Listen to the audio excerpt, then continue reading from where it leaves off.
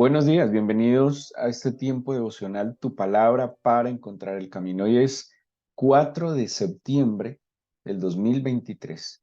Y para continuar con la lectura de la Biblia en un año, vamos a leer el libro de Oseas, capítulo 5, y la primera carta de Pablo a los Corintios, capítulo 4. Oseas 5 y primera de Corintios 4.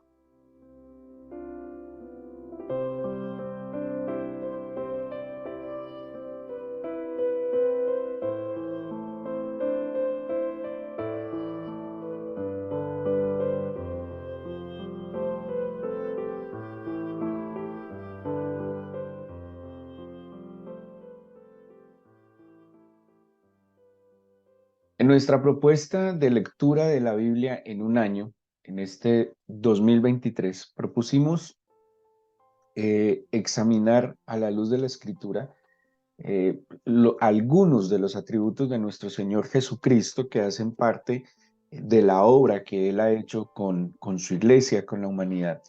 Y en cada mes hemos ido examinando la Escritura, como también lo recomienda el Evangelio de San Juan en el capítulo 5, versículo 39, que escudriñemos las Escrituras para encontrar el testimonio que el Señor hay en ellas. Y pues cuando el Señor Jesús está hablando de las Escrituras en Juan, no existían más Escrituras que el Antiguo Testamento, que es el ejercicio que hemos intentado hacer o que hemos hecho pues buscar cada uno de estos atributos del Señor, tanto en el Antiguo Testamento como anuncio de lo que se cumpliría en él, y en el Nuevo Testamento el cumplimiento cabal de estos anuncios o profecías. Y hemos visto a través del año, entonces, en cada mes, un atributo como su redención o parte de su obra también, su redención, su justicia, su misericordia.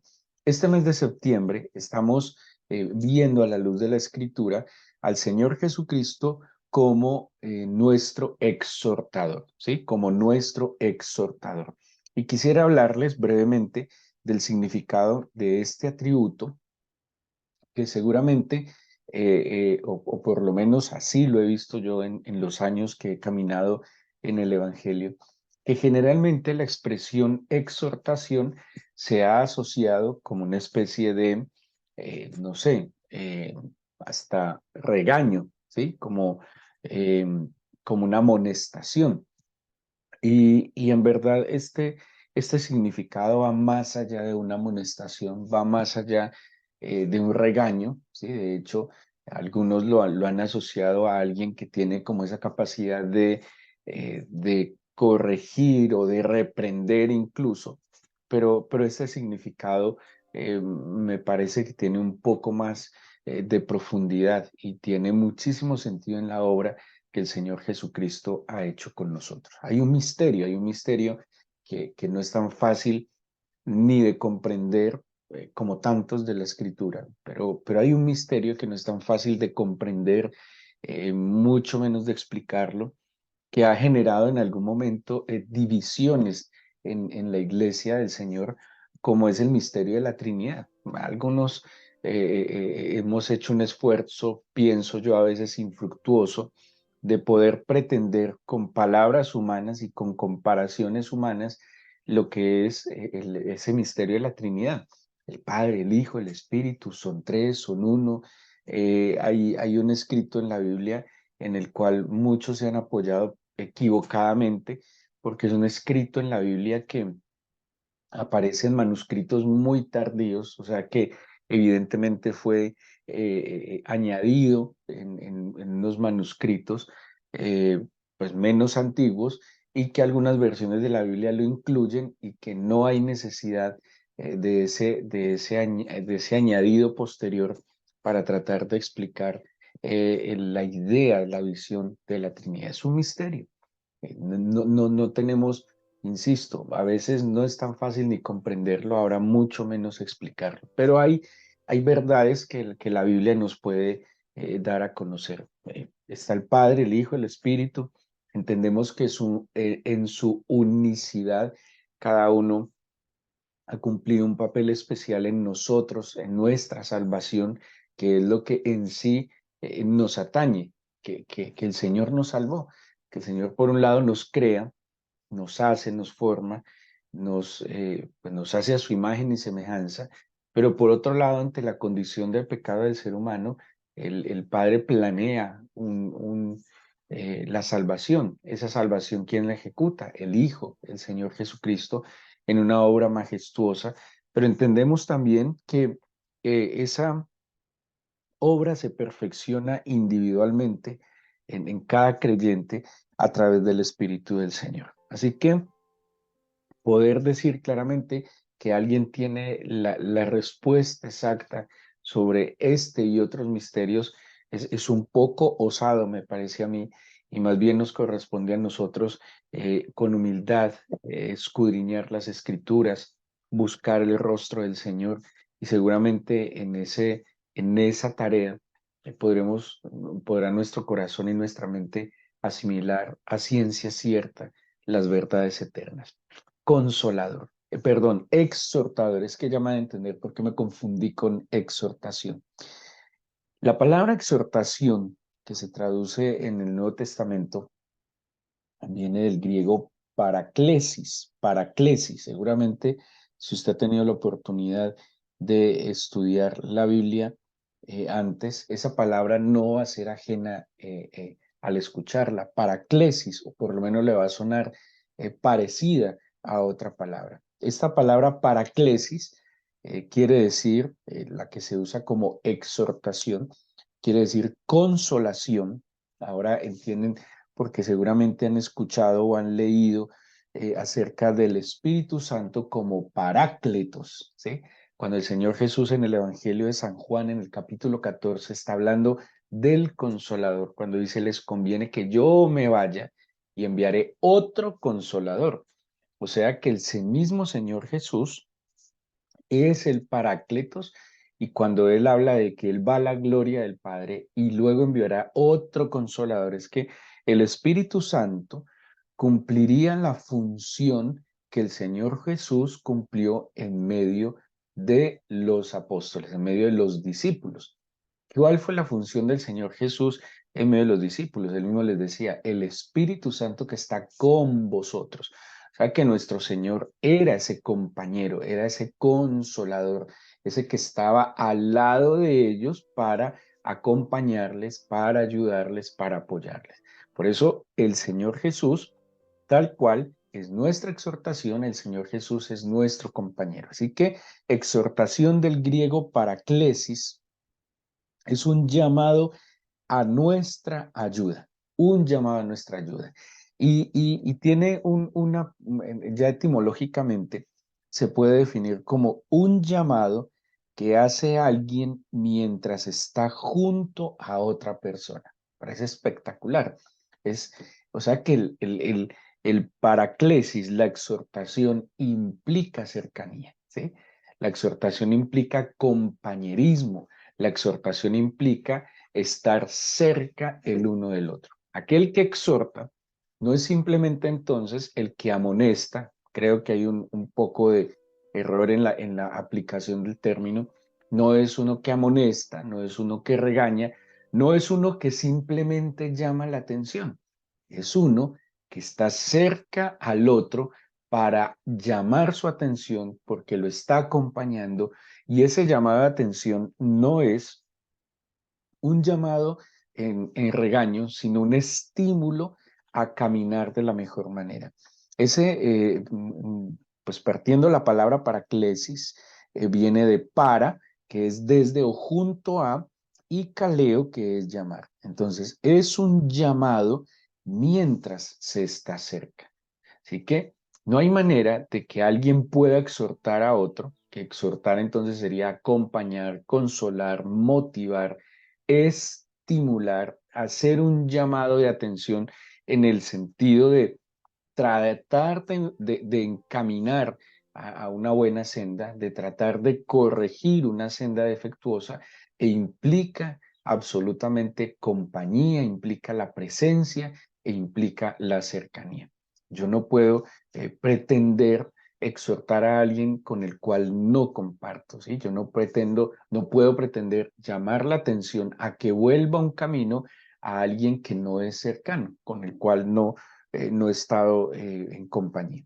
Dice entonces, ya en la aplicación de este término, es traer a alguien muy cerca a fin de instar, de alentar y de consolar, ¿sí? Ojo, es traer a alguien muy cerca a fin de instar, alentar y consolar. Hay un ejemplo que quiero leerles en la carta de Pablo a los Romanos, en el capítulo 12, donde Pablo está precisamente exhortando a los romanos a lo siguiente. Y dice así, capítulo 12 de la carta a los romanos, versículo 1. Dice, así que, hermanos, os ruego, de alguna manera que está haciendo Pablo allí, los exhorto, llamo su atención, les insto, les aliento. ¿A qué? A que conforme a las misericordias de Dios, que presenten sus cuerpos en sacrificio vivo, santo, agradable a Dios, que es vuestro culto racional.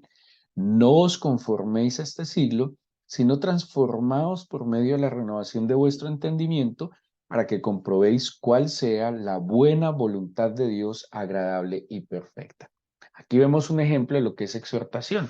Pablo, en su cercanía en el espíritu, estamos hablando de que había una distancia física, pero en su cercanía moral, él llama la atención a los romanos para que, conforme a la misericordia de Dios, aprendan a presentar su ser completamente delante de él.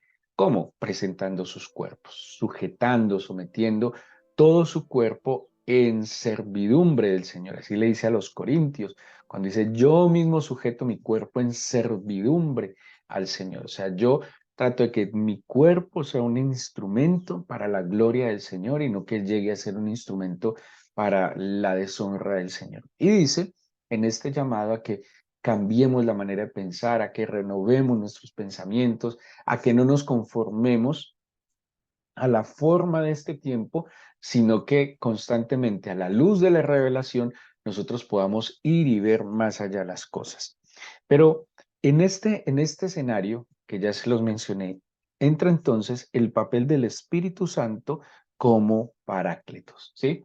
O sea que el Espíritu Santo mismo es el exhortador, así como cuando Cristo estuvo en medio de nosotros, era el exhortador, o sea, el que acompañaba, el que acudía en nuestra ayuda, el que llamaba, el que corregía, pero esta corrección no es una corrección que busca la reprensión, sino que en la buena amistad está procurando que el camino sea corregido, que el camino sea enderezado o que el camino sea conservado, ¿sí? Porque en la misma exhortación también hay un llamado a mantenerse. Por ejemplo, ¿qué hace cuando Pablo iba hacia Roma? Él iba en una embarcación con unos presos, Pablo era un preso, y él había apelado a César. Cuando van hacia Roma, eh, hay un naufragio llegando a la isla de Malta.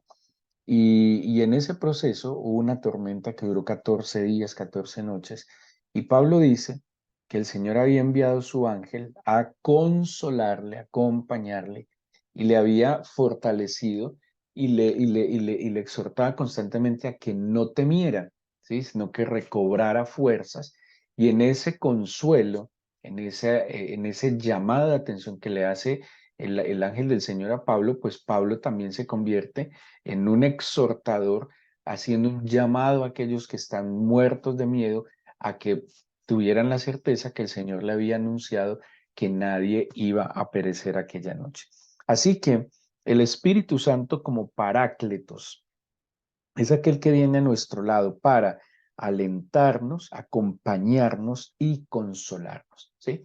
Cuando usted piense en el Espíritu Santo, piense en un compañero fiel que está allí, que a veces lastimosamente por nuestros afanes, eh, no sé, por nuestra desconcentración, no lo sé, no somos conscientes que Él nos ha sido dado para estar allí siempre. No hay manera de experimentar soledad alguna, porque si usted ha decidido sujetarse al Señor, ha abierto su corazón a Cristo, se ha arrepentido de sus pecados, ha sido perdonado de sus pecados porque se ha arrepentido genuinamente. El Espíritu del Señor nos ha sido dado para acompañarnos. Ahora, el Espíritu Santo como don divino, pues acuérdense que el vino nuevo no se echa en un odre viejo. Tuvo o tiene que haber un proceso de renovación de nuestra vida al empezar a caminar con Cristo para hacer un depósito adecuado de ese vino nuevo, de ese Santo Espíritu del Señor. Quien ha recibido el Espíritu del Señor tiene entonces la capacidad de nunca estar solo, sino que tendrá un compañero fiel a su lado, que soberanamente eh, eh, se servirá de muchas circunstancias, seguramente se servirá de muchos instrumentos para hacerse presente y hacer notoria su presencia. Pero a veces al Espíritu del Señor como consolador lo tenemos como marginado de nuestras vidas o lo tomamos como algo utilitario, que también es a veces una falta de respeto, donde solo le invocamos en momentos de ayuda, de necesidad, de momentos de dificultad, cuando Él no es como nuestro cuidador y aquel que va como poniendo en orden el paso nuestro que deja un caos, sino que precisamente está para dirigirnos, precisamente está para en guiarnos en cada paso que damos. Así que en este escenario de que el Espíritu Santo es el Paráclitos, que nuestro Señor Jesucristo es nuestro Paráclitos en el sentido de que nos exhorta, la Biblia también nos habla entonces de la exhortación como un don del Espíritu Santo.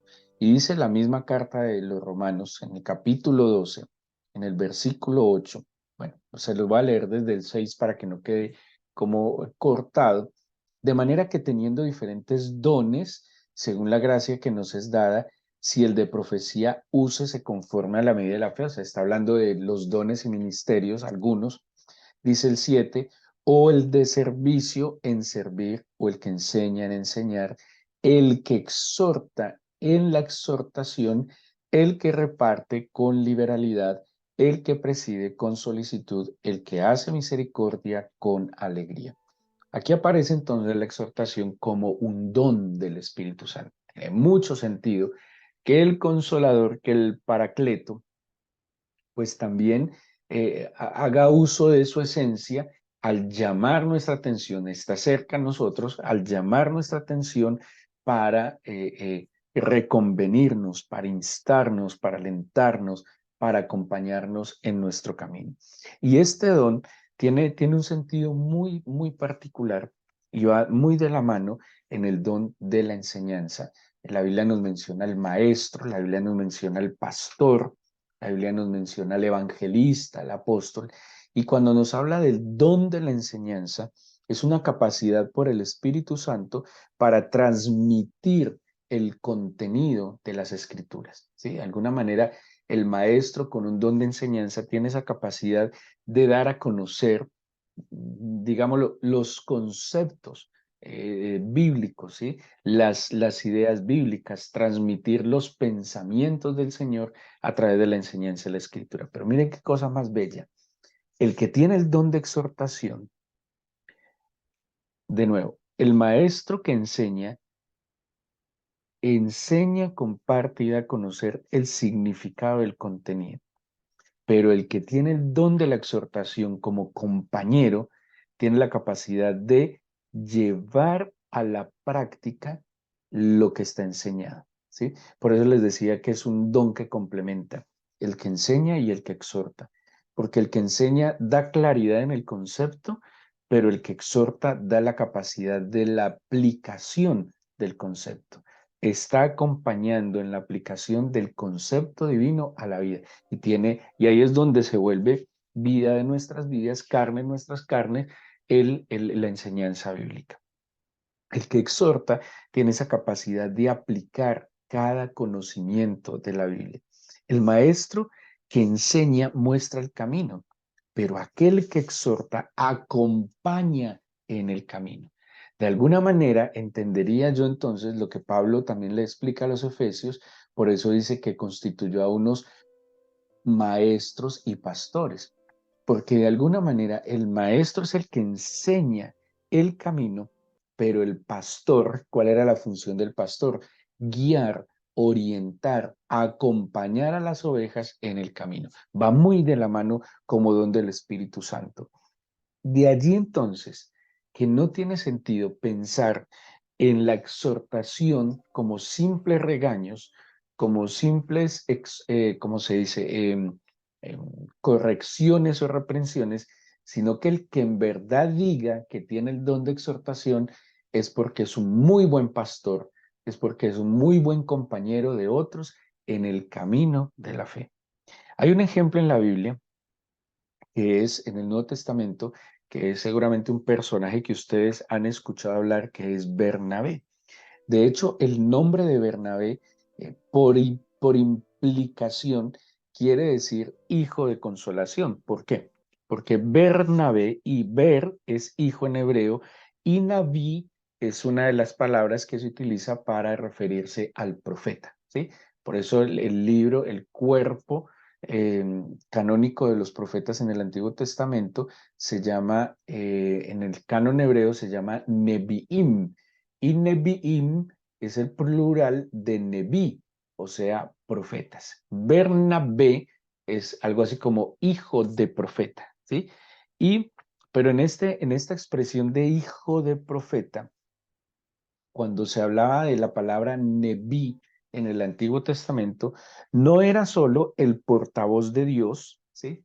Eh, eh, eh, porque esa era una de las funciones del profeta. El profeta es la voz de Dios al pueblo, el portador de la voz del Señor hacia el pueblo, sino que también de alguna manera el Neví era como el compañero del Señor, ¿sí? Por eso Bernabé también es hijo de consolación, porque el profeta, además de ser una especie de compañero del Señor, también se le llamaba Neví a aquel seguidor de un profeta. Entonces, para darles un ejemplo, están Elías y Eliseo.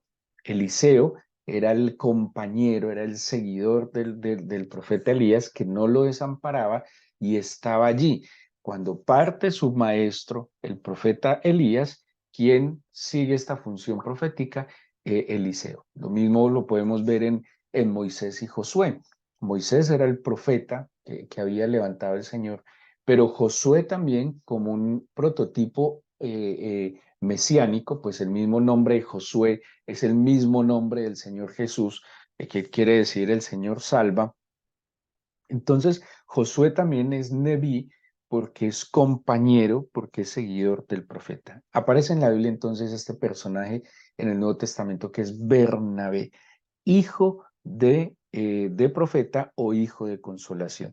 Y Bernabé se conoce y en muchos comentarios bíblicos aparece como el compañero de todos, porque si ustedes hacen memoria, Bernabé es el que trae a Pablo cuando estaba en Antioquía y lo trae a Jerusalén, ¿sí?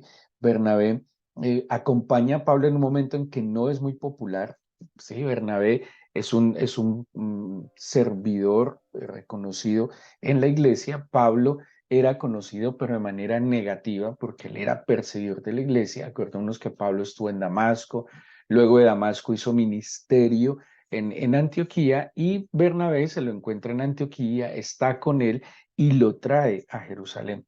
Pero Bernabé también, por ejemplo, es compañero de Marcos, que hubo una situación entre Pablo y Marcos, y a pesar de eso, Bernabé no dejó solo a Marcos, ¿sí? Bernabé acompañó a Marcos, claro, Bernabé era tío de Marcos, pero tenía también un vínculo de amistad con Pablo, y Pablo era el profeta a los gentiles, pero aún así, Bernabé acompaña en ese momento al que sería un poco más vulnerable, porque acordémonos que Pablo lo rechaza, ¿sí? Pablo es el que rechaza en sí a Marcos en un momento porque Marcos se había equivocado en otro momento abandonándolos en uno de los viajes misioneros. Así que la Biblia nos da también este ejemplo como Pablo es perdón, como Bernabé, el hijo de los Neví, o el hijo del profeta, o el hijo del consolador del consuelo, es también un compañero fiel que está exhortando, llamando cerca, motivando, estimulando a las buenas obras, también a la feligresía, a los compañeros, y está allí como apoyo en el camino. Así que eso es Jesucristo para nosotros. Jesucristo para nosotros es nuestro exhortador. Jesucristo para nosotros es aquel que está dispuesto a caminar con nosotros. Jesucristo está dispuesto a dar cada paso con nosotros, pero en su sabiduría Él sabe el paso que nos conviene y nos llama entonces a que de su mano andemos en la senda que Él quiere para nosotros. Dice la Biblia, hay caminos que al hombre le parecen buenos y rectos, pero es el Señor el que en verdad los conoce y el que en verdad nos puede guiar por el que nos conviene. Hagamos del Señor Jesús nuestro guía, nuestro compañero, aquel maestro que nos enseña, que nos muestra el camino, pero que además está dispuesto de acompañarnos en ese camino. Digámosle hoy que nos tome de su mano, que en verdad no nos suelte, que nos ayude en nuestra insensatez, en nuestra inmadurez, en nuestra, no sé, actitudes que no van acordes a lo que el Señor quiere y tiene para cada uno de nosotros, pero que nos ayude, que no nos suelte de nuestra mano aún, como dice la Biblia, que aunque fuésemos infieles, Él no deje de ser fiel con nosotros, que, que podamos en su misericordia experimentar su amparo frecuente, constante, o en cualquier situación difícil que estemos viviendo, que Él sea entonces aquel que nos acompaña, nos fortalece y nos motiva a toda buena obra. Así que dispongamos nuestro corazón para entregarle este día y esta nueva semana al Señor a través de nuestra oración.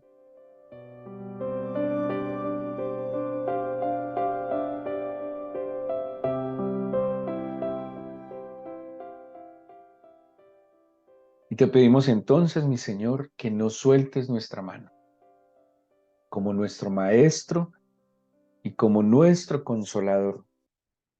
Yo te pido que nunca falte entonces tu palabra, esa palabra de exhortación en tu cercanía hacia nosotros para hacernos volver al camino o para mantenernos en el camino. Señor, encontrar el camino no es fácil, pero mantenerse en el camino tampoco es fácil. No podemos darlo por hecho, Señor.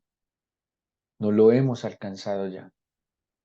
Es una meta que está por delante de nosotros, porque aún, Señor, no hemos llegado a la plena gloria de tu nombre. Pero yo te pido, Señor, que cada día experimentemos tu presencia. Hay días en que se nos facilita más estar cerca de ti. Hay días en que nuestra mente está más clara y percibimos tus pensamientos. Pero hay otros que por nuestras propias decisiones o necedad o cansancio o tantas circunstancias no estamos tan claros, tan lúcidos. Y ahí es donde pedimos que no falte esa palabra de exhortación, ese llamado a volver, ese llamado, Señor, a considerar y a corregir el camino. Que no nos falte nunca tu palabra, como ese alimento diario, Señor, como esa voz de ayuda, esa guía en el camino. Yo te pido, Señor, que me permitas y me ayudes a experimentarte cerca a cada instante de mi vida. No me dejes ni un solo instante, Señor. Que el poder de tu Espíritu nos cubre y nos ampare. Ayúdanos a ser dignos de ti y a ser depósito de tu Espíritu, Señor. Renueva estos odres viejos. Restaura, Señor, nuestras vidas en ti, para que ese buen vino y nuevo sea derramado, Señor, y a través de nosotros, entonces nos permita ser instrumento de ayuda, de consuelo, y que nuestras palabras, Señor, estimulen a buenas obras, que nuestras palabras ayuden a otros a enderezar sus sendas, a corregir el camino, a darte a ti ese lugar especial. Te pido tu bendición sobre cada uno de estos tus hijos que se esfuerzan, que luchan, que a pesar de sus limitaciones y dificultades, aquí están, Señor. procurando serte fieles. Ten en cuenta, Señor, nuestro esfuerzo y anhelo para que en el día difícil experimentemos tu ayuda y tu auxilio, Señor. Te bendecimos por escuchar nuestra oración en el nombre de Jesús. Amén.